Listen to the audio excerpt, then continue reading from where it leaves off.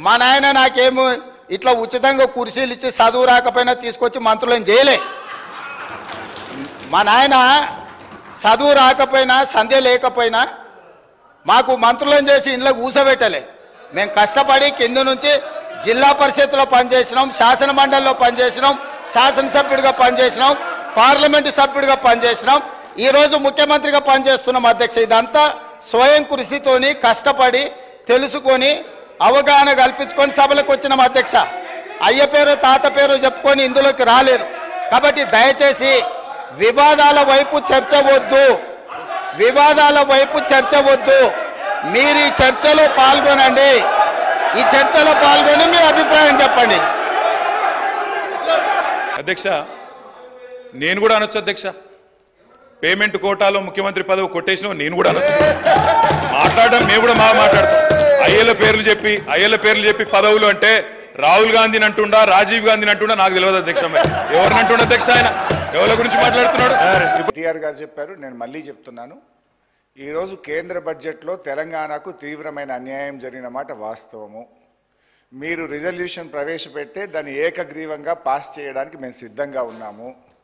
2, మీరు ఢిల్లీకి అఖిలపక్షం తీసుకువెళ్తే మీ వెంట రావడానికి సిద్ధంగా ఉన్నాము.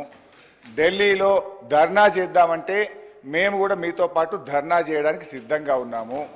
ఈ రాష్ట్ర ప్రయోజనాల విషయంలో ఎట్టి పరిస్థితుల్లో రాజకీయాలకు అతీతంగా ఏ పోరాటానికైనా బీఆర్ఎస్ పార్టీ సిద్ధంగా ఉన్నది, ఉంటుంది అని స్పష్టంగా తెలియజేస్తా ఉన్నాను. ఇకపోతే అధ్యక్ష, గౌరవనీయ ముఖ్యమంత్రి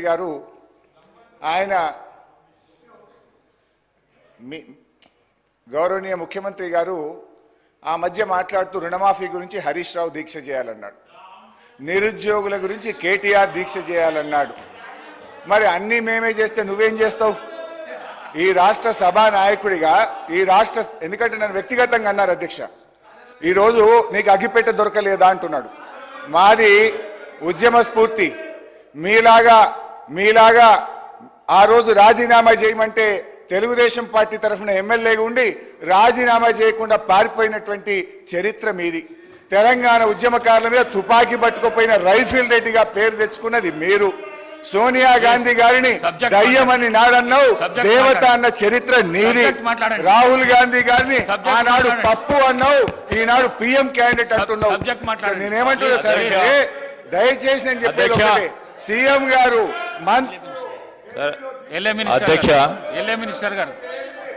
అధ్యక్ష ఏకగ్రీవంగా పాస్ చేయడానికి సహకరిస్తాం. అయితే నేను ఒకటే సభానాయకుడికి నేను కోరేది, సార్ మా ట్రాక్ రికార్డు ఉంది. గడ్డిపోచల్లాగా మా నాయకుడు చెప్తే 2 సార్లు ఎమ్మెల్యే పదవికి రాజీనామా చేసిన చరిత్ర నాది, మంత్రి పదవికి రాజీనామా చేసిన చరిత్ర నాది. కానీ మీరు మా ఉద్యమ స్ఫూర్తిని ఈ రకంగా అవమానపరిచేది సభ రికార్డు నుంచి తొలగించాలని మిమ్మల్ని కోరుతున్నా అధ్యక్ష. కేసీఆర్ గారిని రమ్మంటుండు. కేసీఆర్ గారు చావు నోట్లో తలబెట్టి కానే కాదని తెలంగాణ తెచ్చిండు. కేసీఆర్ ఎందుకు?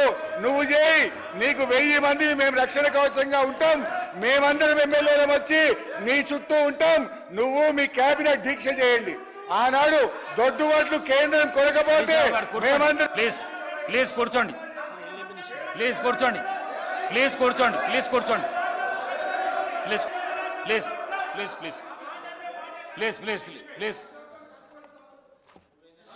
సభానాయకుడు చెప్పిన దాంట్లో తప్పేమీ లేదు.